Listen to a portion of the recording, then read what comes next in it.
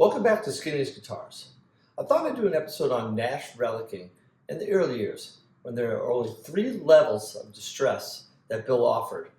There was church gig, which was light, working man, which was medium, and Louisiana Roadhouse, which was heavy relicing. I feel the guitar community has always come down on Nash for his unrealistic wear and over-the-top distress on the guitars.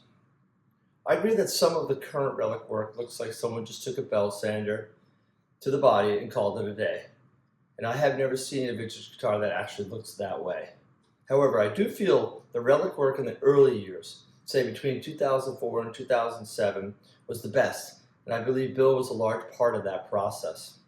This video is to highlight the early relic work by Nash guitars, and I know everyone has strong opinions on how good or bad the relicing is and has been. So here we go. This is a 2002 Nash T model. It's the third guitar that Bill ever made.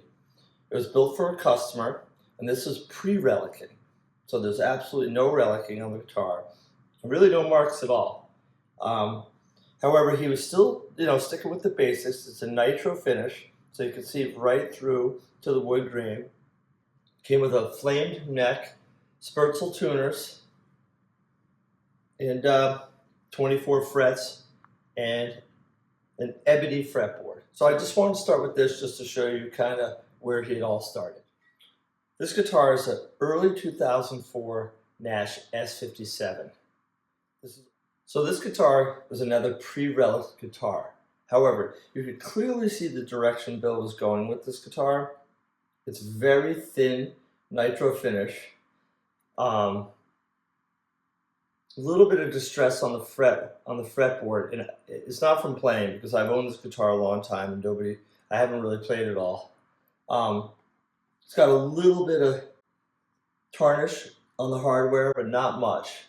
But you can see clearly the way he was heading. A little bit of tarnish on the tuners, a couple of nicks here and there, but this finish is so thin, if you were to sneeze on it, it would put a ding or a scratch in it. But this is another classic example of where Bill was headed. Okay, so this is a late 2004 Nash TK54. It's got the humbucker and the bridge. So this is when you're starting to see relicing. So kind of end of 04. You can see tarnish on all the hardware, pickups. You start seeing some nicks and dings in the body, relic pick guards. You can see the whole back. It's got just little dings here and there, a little bit of wear. And this is what he called church gig, just light relicing. You can see there's no wear on the fretboard at all, not a ton on the headstock. The tuners are reliced, so is the backplate.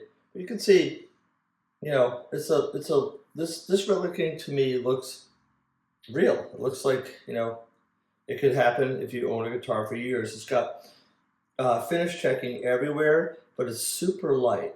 It's not like flaking off or super deep, but I feel like this is a very realistic relic job. And I feel like Bill did this himself, and it's one of my favorite guitars I own.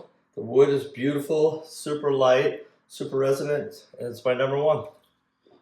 Okay, so this is a 2005 Nash S67. This was ordered in March of 05, and it's a medium relic or working man. You can clearly see the difference between the 2004 Nash I just showed you with the light church gig relicing compared to the working man relicing. Definitely heavier wear on the fretboard, heavier wear on the body. It's got wear here, kind of nicks and dings everywhere. Really reliced on the hardware. A lot of rust actually on these. The knobs, the pickups, switch tip. The back has got a lot of wear on it as well. This is early enough guitar that it still had the Fender logo on it. But you can clearly see the direction it's going now. You got the sanded down neck. Even though it's not fully sanded down, a large part of it is. I like the 2004 where it had no neck relicing at all. Tuners are very rusty as well. You can see the body. It's got a lot of wear pretty much all over it. So this would have been March of 2005 medium relic, or working man. Okay, so what we have here is a October of 2005 Nash S62, which was a short-lived model before he went to the S63. This guitar is also a working man slash medium relic. Super light guitar, but you can see this one is the pickups and everything are much more aged than the last one, but the hardware is not as rusty as the other one. But if you take a look, like the knobs and the pick guard and the pickup covers, everything is really relic. The body has a similar amount of wear, but a little bit more here than the other one I just showed you. Looks like it was supposed to be worn right through to the primer undercoat. The back has a lot of similar wears. The other one I just showed you. So is the bottom of the guitar. However, the rosewood board has no wear on it at all. It's a nice thick rosewood board. The back and the neck has very little of it is sanded down. You can still see a lot of the finishes here, and tuners aren't that relic either. This one, I love this guitar. It's super light, plays great. It's got the Fender logo on it. Whoops. And but I don't know how super realistic this relic work is. It looks like someone kind of just dinged it everywhere. But I know Bill did a lot of this work by himself, and you could clearly see he was starting to go with a little bit of a pattern because it looks a lot like the early 05 guitar I just showed you. But yeah, medium relic, working man. All right, I got another cool one here. This is a 2005, same year as the S62 I just showed you, or same month and year, October of 05. This is a one of two guitars he ever made, the Mary Kay Nashes with the, or the Mary Kay Strats, the gold hardware. So you could see this is also a working man medium relic. You could see that he's got a pattern going now, very similar wear pattern as the one I just showed you. You know, same type of wear right here, same chips, things. The neck now, though, however, is getting more and more fully sanded on the back. The other ones I showed you, either they had none or very little. No real wear on the gold hardware up here on the tuners. And yeah, on the neck, you can see the wear, but it's not as stained and as dirty. Looks more natural to me. This is the first I've seen of a burn mark on the headstock as well. But yeah, I mean, super cool guitar, great wood grain, awesome build, great pickups, but do I think the relic work looks like a vintage guitar? Maybe a little bit, but nothing like that 2004 I had, which I think looked the most realistic. And that obviously is a church gig light. Okay, so this guitar is from May of 2006. This is a heavy relic, or Louisiana Roadhouse. This guitar is exactly how it was when the original owner bought it. I bought it from the original owner. I haven't played it a lot, even though it weighs absolutely nothing. It's got a beautiful fat neck on it. The Lawlers are incredible. This is an incredible guitar. But you could clearly see what back in 06 what the heavy relic Louisiana Roadhouse looked like. You know, it was obviously worn right here through multiple layers. It's got a lot of really big, heavy dings and chips everywhere out of it. The hardware isn't too rusty, but it's definitely got a little bit of rusting on it, aging. Knobs look good. Pickup covers are fine. A little bit of aging on the pick guard, but nothing crazy. But the fretboard is completely washed out. There's really no like dark tint left anywhere on it. It's got an old Fender logo on it that looks like it blends in really well on this guitar. I know a lot of people don't like that he puts Fender stuff on his guitars, but he didn't do it. The customers usually requested it or they did it themselves. Tuners are definitely reliced quite a bit. The back of the neck is now fully sanded. The back of the guitar, you know, definitely some deep scratches somewhere, but this would have been your Louisiana Roadhouse. heavy Relic in early 2006. Okay, I got another guitar here from May of 06. This is a one-of-one David Gilmour model, so it's supposed to be a replica of his 54 Strat. It's a very, I've looked at pictures of Gilmour Strat, and the Relic and everything are very close. Just the color. The color is not close to what Gilmour's is. This is more of a yellow, and I don't know if it faded this way or somebody smoked, but it doesn't smell like smoke to me. This guitar doesn't even look like it was played. But Gilmour's is definitely more white. However, the Relic'ing on this guitar, I feel, represents like what a real guitar would look like after being played. It's got realistic wear on the body, on the hardware, the knobs, the pickups, even the plate. But so this is supposed to be, like I said, a replica of Gilmour's guitar, and it really looks like it. Like the fretwear is just sporadic here and there, a little bit of edge wear on the neck. It's got some burn marks. It's obviously another Fender logo guitar. On the back, a lot of this is the way Gilmour's guitar actually looked.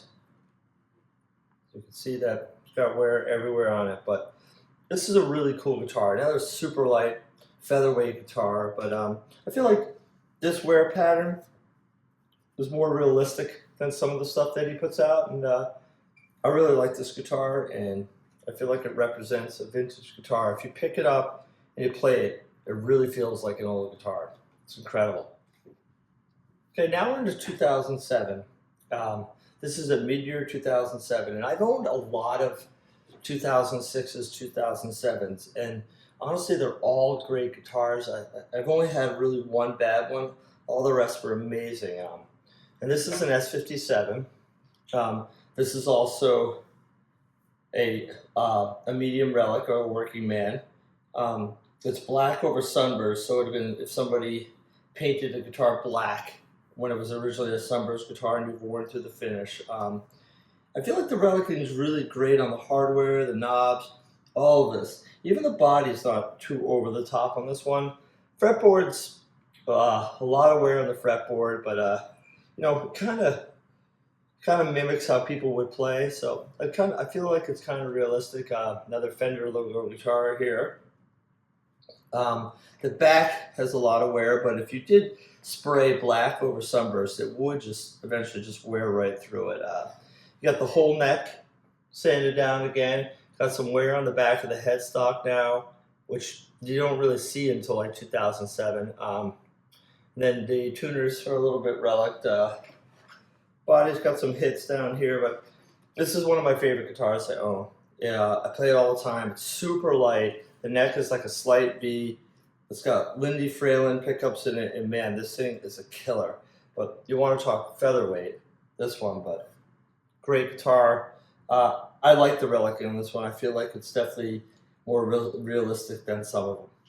Okay, I got a cool one for you here. This is a 2008 Nash Telecaster. This is a church gig. So you can see that it doesn't have a lot of Relic'ing on it at all. I feel like this is super realistic. Just a couple nicks and dings here and there. Obviously, this was a custom order 101. They ordered dual neck stingers. And the hardware has a little bit of Relic'ing, but nothing crazy on it. But this would have been your light Relic'ing church gig. And you can see that very realistic, not a lot of chips and dings. And I know for a fact this guitar has barely been played. But this is obviously a very interesting build. But you can see a little bit of tarnish on the hardware here, but nothing crazy. And nothing on the neck at all. No divot or anything. Awesome guitar.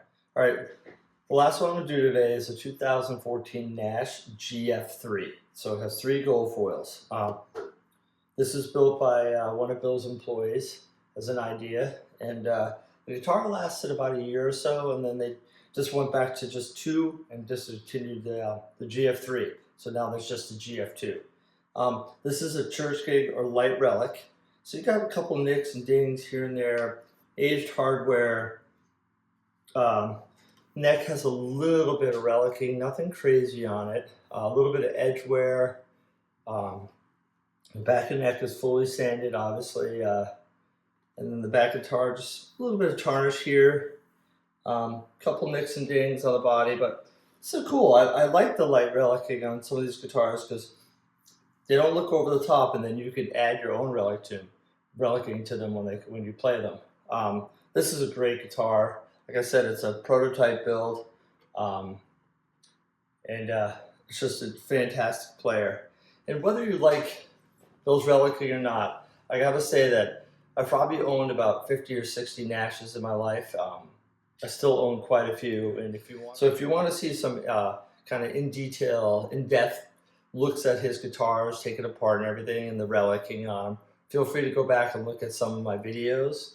But either if you like it or hate it, his guitars are awesome, and they have some sort of mojo with them, especially his older ones. I think they're incredible. Like I said, I've owned a ton of them, and most of the guitars I've owned were 2008 and earlier. Like I said, I haven't owned a lot of his newer stuff. This is the newest guitar I've ever owned by Bill, and it's a 2014. And I'll tell you, I love this guitar. I'll never get rid of it because it's a prototype one, first of all, but it just plays and sounds incredible. So that's it. I figured I'd walk you through all the relicing in the early years of Bill. These are all the guitars that I have now, but like I said, go back and look at some of my videos if you want to see some other ones I've done as well. And let me know what you think in the comments. Got one more for you here. This is the first Nash Paul conversion Bill ever did. It's got really cool aging on this guitar. Pretty great checking. A little bit of arm wear. Definitely some buckle rash wear. Some chips and dings and stuff. Neck is sanded down. The hardware is just a little bit tarnished, nothing crazy, but this is obviously an early Les Paul classic. You can tell by the inlays how they have a little bit of green on them. But, you know, say what you will about Bill Nash and his relicing. He definitely has a guitar out there for everybody. If you want an extra heavy age, which he has available now, or super light age where it looks like, you know, it's never been played, he makes something for everybody. Like I said, some of his relicing is kind of unrealistic on the extra heavy age ones where it kind of looks like it was belt sanded, but some of these light and extra light aging I think is really nice and well done. He also does a lot of the color over colors, which is really cool. And, you know, that might not be for everybody, but some people really like that. You know, I have that black over sunburst. Do I think it's the best looking? No, but it's a really cool guitar. I like it, yes. But the guitar for itself speaks for itself. It's an amazing player. So like I said, say what you will about his relicing. He definitely makes a guitar for everybody out there. The quality of the builds I've never had a really problem with them. The only problems I've ever had is when people mess with them and I had to fix them or put them back together, or they couldn't be saved. But for the most part, he makes an exceptional guitar. They're churning out a lot more than he used to do. But I really like his early ones. Like I said, I feel like the Relic'ing was kind of the best on those. But if you don't like his Relic'ing, but you like Bill Nash, just buy an extra light or a lightly aged guitar and relic it yourself. But anyway, well, I just figured I'd go through some of his early builds and his early stuff that he did. And like I said, this is the first Les Paul he ever did. This is from 2007. And really cool relic job on this one as well, and we won't see too many of these kicking around. So thanks for watching the Skinny's Guitars, and hopefully I'll have another episode out soon.